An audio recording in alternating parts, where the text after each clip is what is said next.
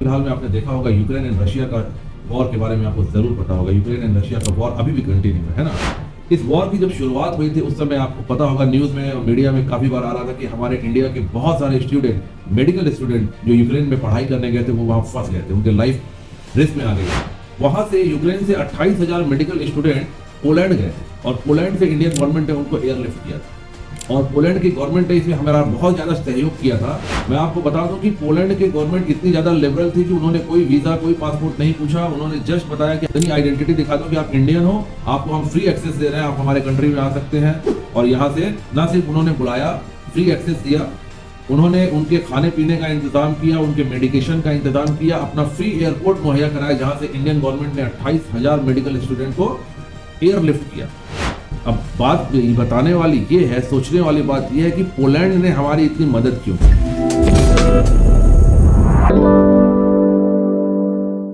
आप तमाम साथियों को ऋषिकेश पाठक का प्यार भरा नमस्कार। रात के 9 बजे के इस धमाकेदार ट्रेनिंग में आप सभी का स्वागत है। आपने योगेश गुप्ता जी को सुना था, एक special corporate trainer. Day before yesterday के एक प्रोग्राम में मैंने आपको सुनाया था, उनसे मुलाकात आपकी कराई थी। आप लोगों ने लगातार मुझसे रिक्वेस्ट किया कि उनकी ट्रेनिंग दोबारा चाहिए, दोबारा चाहिए, दोबारा चाहिए। जब वो कहते हैं, कुछ बातों को एहसास कराते हैं तो अलग अनुभूति होती है। तो आज आपकी बातों को मानते हुए मैंने दोबारा से योगेश गुप्ता जी को आमंत्रित किया है और आज आपको बहुत ही कमाल की प्रशिक्षण प्रणाली से अवगत कराएंगे। तो क्या आप लोग तैयार हैं? अगर तैयार हैं तो डायरी पेन की व्यवस्था सुनिश्चित कीजिए और एक एक पॉइंट को लिखिए, क्योंकि ये ट्रेनिंग भी बहुत लंबी नहीं होगी। 7 से 8 मिनट में ये पूरी बातों को कंप्लीट करेंगे, लेकिन अगर आपने एक एक पॉइंट लिखा, समझा, तो आपकी जिंदगी में बहुत बड़ा वैल्यू ऐड होने वाला है। बहुत कुछ आप सीखेंगे और जिंदगी में अगर उनके बताए गए सिद्धांतों का अनुपालन आपने किया तो बहुत दूर तक आप जा सकते हैं। मैंने क्या कहा? बहुत दूर तक आप जा सकते हैं। आप इस पॉइंट पे अमल कीजिए और जिंदगी को बेहतर तरीके से सार्थक बनाइए। मैं आशा करता हूँ मेरी बातें आप बेहतर तरीके से समझ पा रहे होंगे। अगर आप इस चैनल पर पहली बार आए हैं तो चैनल को सब्सक्राइब करिए, बेल आइकन क्लिक करना ना भूलें और अपने ग्रुप में शेयर करना ना भूलें, क्योंकि योगेश गुप्ता जी जैसे कॉर्पोरेट ट्रेनर को सुनना अपने आप में एक सौभाग्य की बात होती है, जिनकी एक्सक्लूसिव ट्रेनिंग आपको इसी चैनल पे देखने को मिल रही है। राइट? तो अब देर ना करते हुए मैं डायरेक्टली आप सभी की डिजिटल तालियों की गड़गड़ाहट के बीच मंच पे आमंत्रित करने जा रहा हूं दिग्गज योगेश गुप्ता जी को। सर आप आए एंड तमाम साथियों को संबोधित करें। अगली आवाज योगेश गुप्ता सर की। Hello winners, how are you? Hope you are doing good.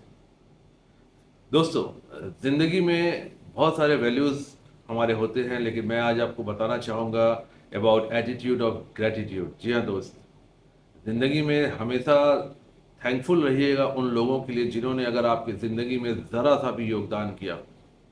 ये आपके संस्कार दिखाती है, ये आपकी मनोवृत्ति दर्शाती है कि आप उन लोगों के प्रति कितने सम्माननीय हैं कि जिन्होंने आपकी ज़िंदगी में थोड़ा सा भी कंट्रीब्यूट किया होगा। इसे कहते हैं art of gratitude, showing gratitude.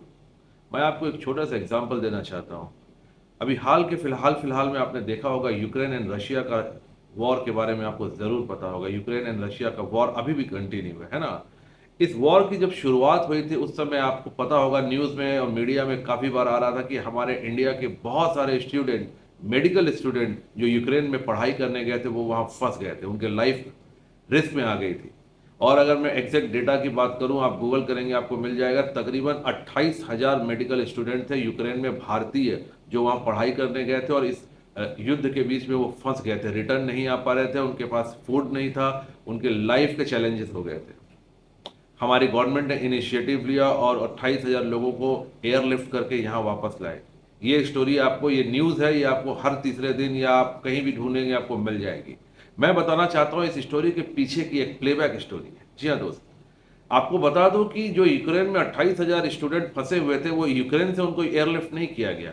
Ukraine के बगल में एक छोटा सा कंट्री है जिसका नाम है पोलैंड, आपने नाम जरूर सुना होगा।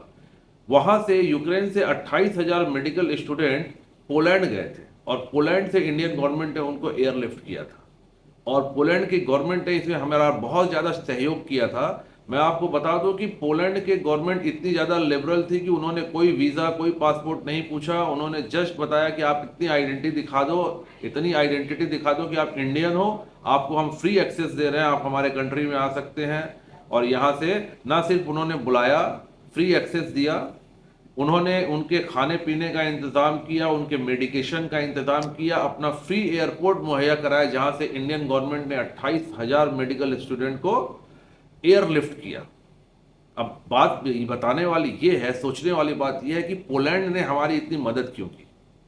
क्योंकि पोलैंड के साथ हमारे कोई बहुत ज़्यादा व्यावसायिक संबंध भी नहीं है, ऐसा बिजनेस भी बहुत ज़्यादा कुछ खास होता नहीं है, बहुत ज़्यादा हमारे डिप्लोमेटिक रिलेशंस भी नहीं है हमारी कंट्री के साथ। तो पोलैंड ने हमारे को इतना ज़्यादा सपोर्ट क्यों किया, इस बात को बताने के लिए मैं आपको आज से तकरीबन 82 साल 83 साल पीछे लेके जाना चाहता हूँ। जी हाँ, वर्ल्ड वॉर टू के टाइम में, यानी 1941 की बात मैं आपको बताऊँ।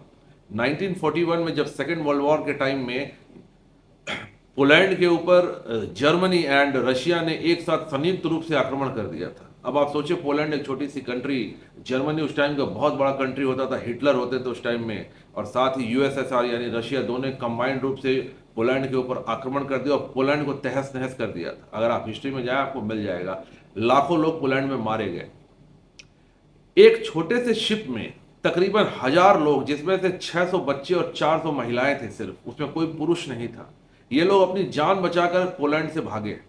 1941 की बात कर रहा हूं, गूगल करेंगे आपको मिल जाएगा। 1941 में ये लोग शिप में, जिसमें करीब 11, 12, 14 साल के 600 बच्चे थे और 400-450 महिलाएं थीं। ये लोग अपनी जान बचाकर पोलैंड से भागे कि कहीं कोई सिर छुपाने की जगह मिल जाए ताकि हम इन बच्चों को बचा सके, इन महिलाओं को बचा सके।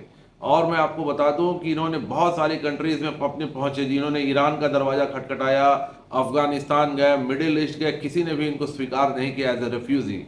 ये लोग दर दर भटकते बेहाल 1941 में हिंदुस्तान के गुजरात के जामनगर एयरपोर्ट, जामनगर बंदरगाह पर पहुंचे।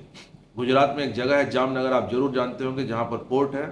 और मैं आपको बताऊं, उस समय तत्कालीन राजा वहां के होते थे महाराज दिग्विजय सिंह जी, जिनको लोग जाम साहेब के नाम से जानते थे, क्योंकि वो जामनगर के राजा थे तो लोग उनको जाम साहेब कहते थे। जाम साहेब महाराजा दिग्विजय सिंह जी, जब उन्हें पता चला कि उनके पोर्ट पे एक जहाज आकर रुका जिसमें सिर्फ औरतें और बच्चे हैं, तो उन्होंने उनकी सहायता करनी चाहिए। उन्होंने कहा कि ठीक है, मैं आपका स्वागत करता हूं, आप जितने दिन चाहे हमारे देश में रह सकते हैं।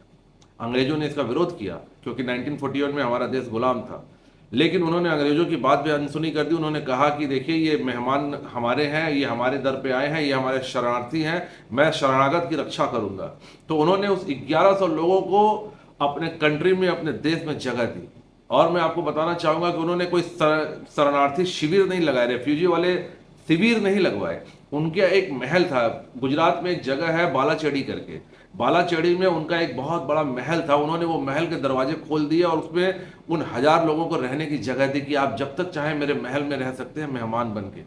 आज की तारीख में आप कल्पना भर कीजिए कौन करता है ऐसा। अब उन्होंने लोगों के खाने पीने का इंतजाम किया। और मैं आपको बताऊं कि चूंकि वो पोलिश बच्चे थे और उनको गुजरात का खाना, इंडियन खाना पसंद नहीं आ रहा था, तो देखिए मेहमान नवाजी की इंतहा देखिए। महाराज दिग्विजय सिंह ने तत्कालीन गोवा में, जो कि पोर्टुगीज के अंदर में था, पुर्तगाली शासन के अंदर में था, वहां से उन्होंने शेफ की टीम बुलवाई और शेफ की टीम को बुलवा कर कहा कि इन बच्चों से पूछो ये क्या खाना पसंद करते हैं, इनके पसंद का, इनके देश का खाना आप इनको बना के खिलाओ ताकि ये बच्चे मायूस ना हो। कल्पना भर कीजिए मेहमान नवाजी की इंतहा देखिए। उन्होंने शेफ की टीम बुलाई और बच्चों के मनपसंद खाना बनवाया। ना सिर्फ उन्होंने खाने का इंतजाम किया, उन्होंने फादर को बुलाया मिशनरी से और बताया कि इन बच्चों की पढ़ाई लिखाई का भी इंतजाम करिए, क्योंकि बच्चों की पढ़ाई, एजुकेशन खत्म नहीं होनी चाहिए। और मैं आपको बता दूं कि आपके और मेरे घर में अगर कोई 15 दिन के लिए मेहमान आ जाए तो हमारे मन में एक गाना आता है कि अतिथि कब जाओगे। महाराज दिग्विजय सिंह जी ने उन सारे शरणार्थियों को 9 साल तक अपने देश में रखा, अपने महल में रखा, उनकी खातिरदारी की, उनकी परवरिश की, उनको खिलाया पिलाया पढ़ाया। जी हाँ दोस्त, 9 साल, लॉन्ग 9 ईयर, 9 साल उन्होंने उनको अपने साथ रखा। जब 9 साल के बाद वर्ल्ड वॉर खत्म हो गया, पोलैंड स्टेबल हो गया, तो उन लोगों ने कहा कि हम अपने देश जाना चाहते हैं। और वो सारे लोग नम आंखों से राजा से विदा लेकर अपने देश चले गए। लेकिन उन्होंने अपने देश जाकर भी महाराज के कंट्रीब्यूशन को भूला नहीं। मैं आपको बता दूं, आप गूगल करेंगे आपको मिल जाएगा, पोलैंड की राजधानी का नाम है वॉर्सो। वॉर्सो में जो सबसे प्राइम लोकेशन का जगह है, उस जगह का नाम है गुड महाराजा स्क्वायर। उन्होंने महाराज को ट्रिब्यूट देने के लिए, उनको ग्रेटिट्यूड शो करने के लिए अपने देश के जो सबसे राजधानी का जो सबसे प्राइम लोकेशन है, उसको, उसका नाम उनके नाम पे रखा, गुड महाराजा स्क्वायर। आज आप पोलैंड में जाएंगे, आपको महाराजा के नाम से सड़कें मिलेंगी, महाराजा रोड, महाराजा स्कूल, सिर्फ यही नहीं, जैसे हमारे देश में पॉलिटिशियंस के नाम से योजनाएं चलाई जाती हैं, राजीव गांधी योजना, इंदिरा गांधी योजना, इसी तरह पोलैंड में आप बिलीव नहीं करेंगे महाराजा के नाम से योजनाएं चलाई जाती हैं। और मैं आपको बताऊं कि बाद में उनको पोलैंड का सर्वोच्च सम्मान प्रेसिडेंशियल मेडल दिया गया। ये बात हो गई 1941 की। और आज मैं बताऊं 83 साल के बाद पोलैंड को अपना ग्रेटिट्यूड शो करने का मौका मिला। उस एहसान के बदले पोलैंड ने आज हमारे 28,000 मेडिकल स्टूडेंट को एयरलिफ्ट करने में मदद की। दोस्त, इसे कहते हैं ग्रेटिट्यूड। ये है तरीका किसी के प्रति ग्रेटिट्यूड करने का। तो थैंकफुल रहिएगा दोस्त, जिंदगी में कभी किसी ने आपके लिए जरा सा भी कुछ किया हो, क्योंकि आप अच्छा काम जब करते हैं ना तो वो लौट के वापस आता है। तो keep doing the good work, it comes back in many ways. Stay tuned. Thank you very much. जय हिंद। बहुत बहुत धन्यवाद सर। जैसा कि आप लोगों ने सुना, महसूस किया, सर ने अपने मुखारबिन से आपको एक एक लाइन बेहतर अंदाज में महसूस कराया, फील कराया कि आप कैसे अपना आभार प्रकट कर सकते हैं उस इंसान के प्रति जिसने 1% भी आपकी ज़िंदगी में कुछ भी योगदान किया हो। तो सारी बारीकियों को आपने समझा। एक ऐसी अनसुनी कहानी आपने योगेश गुप्ता जी की ज़ुबानी सुनी है, जिसको समझ के, जिसको एहसास करके आप हर इंसान के प्रति अपना आभार प्रकट करना स्टार्ट करेंगे आज से और अभी से। तो ये ट्रेनिंग आपको कैसी लगी कमेंट के ऑप्शन में आप ज़रूर बताएं। ये वीडियो में आपने सबसे बेहतरीन पॉइंट क्या महसूस किया और क्या आपने ये कहानी कभी सुनी थी? पोलैंड के बारे में आपने तो ज़रूर सुना। 28,000 कॉलेज के बच्चों को, मेडिकल स्टूडेंट्स को एयरलिफ्ट किया गया, ये कहानी भी आपने ज़रूर सुनी। लेकिन क्या आपने पोलैंड के उन शरणार्थियों की कहानी सुनी थी जिसे राजा ने अपने महल के दरवाजे, जिसके लिए राजा ने महल के दरवाजे खोल दिए, जिसके लिए इस तरीके से मेहमान नवाजी की गई? क्या आपने ये कहानी सुनी थी? कमेंट के ऑप्शन में ज़रूर बताएं। और अगर आपको थोड़ी भी ये वीडियो अच्छी लगी हो तो आप अपने तमाम ग्रुप में अपने साथियों से शेयर ज़रूर करें, क्योंकि एक ऐसी कहानी जिसके बारे में मीडिया चर्चा नहीं करती, मीडिया में इसके बारे में बातें नहीं होती, ऐसी कहानी जो आपकी ज़िंदगी में बहुत बड़े लेवल पे सकारात्मक मानसिकता को विकसित कर सकती है, एक ऐसी कहानी जिससे आपको हिंदुस्तानी होने पर गर्व होगा, एक ऐसी कहानी जिस कहानी को समझने के बाद आपको गर्व की निरंतर अनुभूति होगी कि मैं उस देश का वासी हूं जिस देश में ऐसे राजा भी हुआ करते थे जो इस तरीके से लोगों की मदद करते थे। तो आपको गर्व होगा, गर्व की अनुभूति होगी। तो मैं आशा करता हूं कि आपने अब चैनल सब्सक्राइब भी कर लिया होगा, बेल आइकन भी क्लिक कर लिया होगा और अपने तमाम ग्रुप में शेयर करने का दृढ़ निश्चय भी कर लिया होगा। तो थैंक यू, जय हिंद। मिलते हैं अगली वीडियो में, तब तक के लिए